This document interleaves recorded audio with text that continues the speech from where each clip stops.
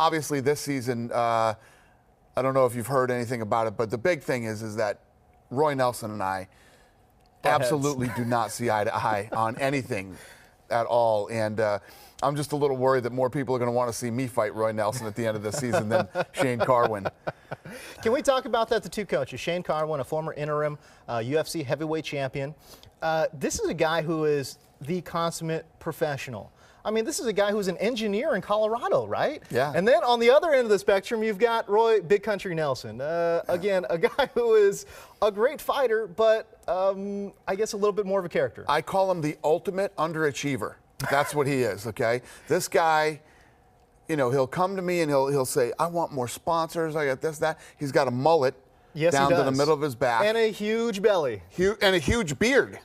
A beard that almost covers the belly, and that's saying something. Yes, it is. And I always tell them, seriously, who would want to put their, somebody's going to want to put their company logo on that? Come on, I mean, the guy is just, you know, he won his season of The Ultimate Fighter. He's fought the best of the best. He's the only, you know, Junior Dos Santos said it's the toughest fight he ever had, and he went the distance with Junior.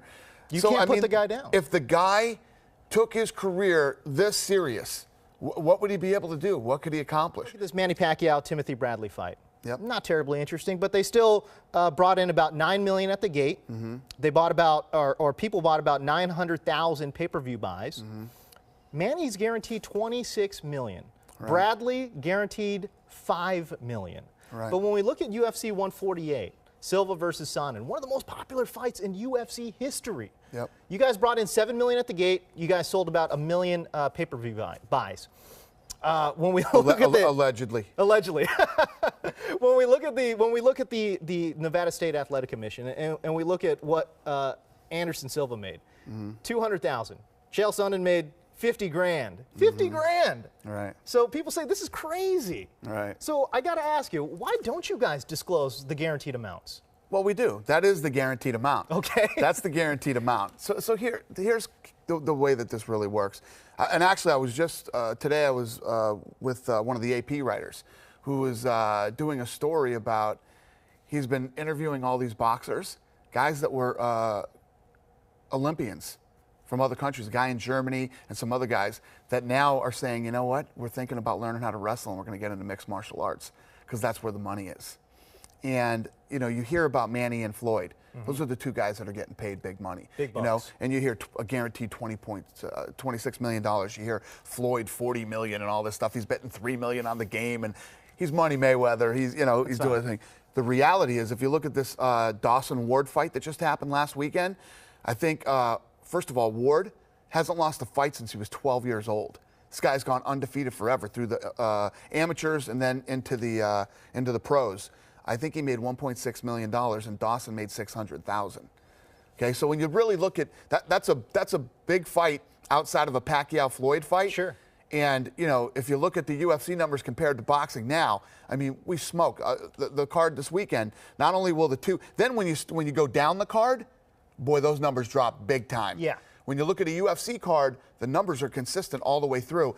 And I'm not running around your question here. The answer to your question is, these guys obviously get paid a lot more money than what you're seeing on right. things. But they come in, they negotiate a contract, and there's other ways that these guys get paid through bonuses and incentives.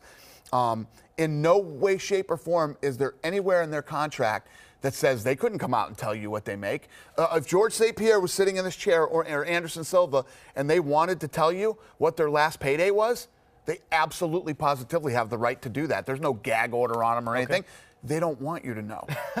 They don't want anybody to know. It's no different than you wouldn't want your salary, you know, published in the paper this weekend. Yeah. When we first did this deal with Fox, right? The Fox guy says, we're in a meeting and they're like, well, you know, what do these guys get paid? We started telling them what some of the guys get paid, and they were like, oh my God, you guys should be screaming this from the rooftops. These are the kind of things, and they're like, don't you remember when Tyson used to fight? And they put in the thing that he was making, you know, $30 million for that fight. And then I said to him, yeah, and look what happened to Mike Tyson. You know what I mean? When your money gets published and you're making big money, the scavengers come out. They come out of the woodwork, man, and they're all over you. You know, we don't disclose what the fighters make, and it kills the media and it kills the fans. They want to know so bad, but you don't see. Because we see it in every other sport. I agree. No, I agree with you 100%. But how did you get to that conclusion that you're not going to disclose that? It just started to happen. I mean, we never disclosed our pay-per-view numbers because we don't have to. We're not a public company. It's not about the money. Because no matter what in the media, because you don't know, oh, these guys are getting screwed, they're not getting paid enough money. If it was out there on how much these guys really were making, oh, this guy's making $10 million for this fight, and that's the way he fought. He did this and that. It becomes about the